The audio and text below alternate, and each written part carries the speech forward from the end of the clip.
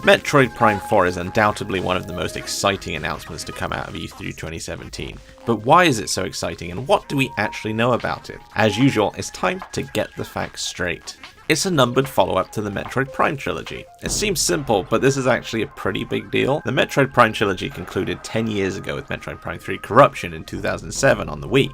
Since then, all we've received were the critically panned Metroid Other M and the multiplayer-focused 3DS spin-off Metroid Prime Federation Force in 2016. If I disappeared and came back after 10 years, I'm sure I'd disappoint a lot of people, but not Metroid Prime 4.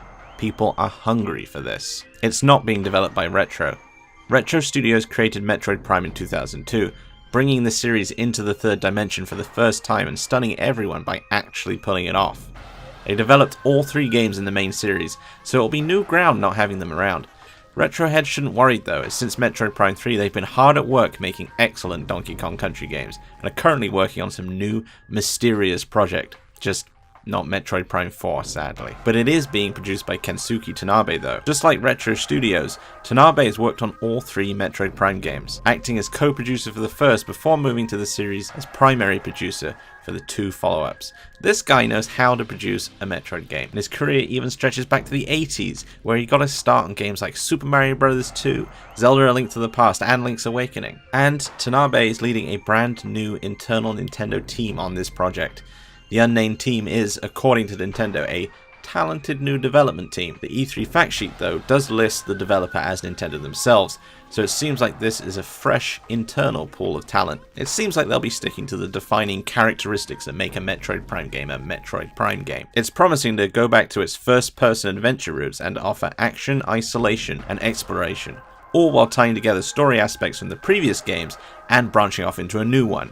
It's a big ask, but it seems that they know what they have to do, and have the talent to pull it off. Metroid Prime 4 is just a working title, so it could end up being called absolutely anything. From Live Metroid or Die Prime, to Samus Showdown, The Edge of Destiny. Or maybe they'll just end up sticking with Metroid Prime 4 after all. It has no release date. All we've been told is it will be beyond 2017. Considering both the untitled Kirby and Yoshi games were slated as simply 2018, we could be looking at a late 2018 release for Metroid Prime 4 with the possibility of it ending up in 2019. Whatever the case, it's a smart move to not announce a date only to disappoint fans by having to change it later. It wasn't the only Metroid game announced at E3. A 3DS remake of Metroid 2 was also announced, developed by Mercury Steam, who also made Castlevania Lords of Shadow, Mirror of Fate, so you know they have the pedigree to pull off 2D Metroid.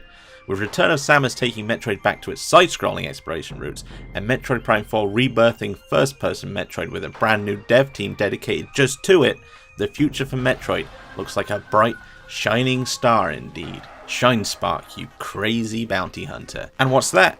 It's the Gamesradar Plus star.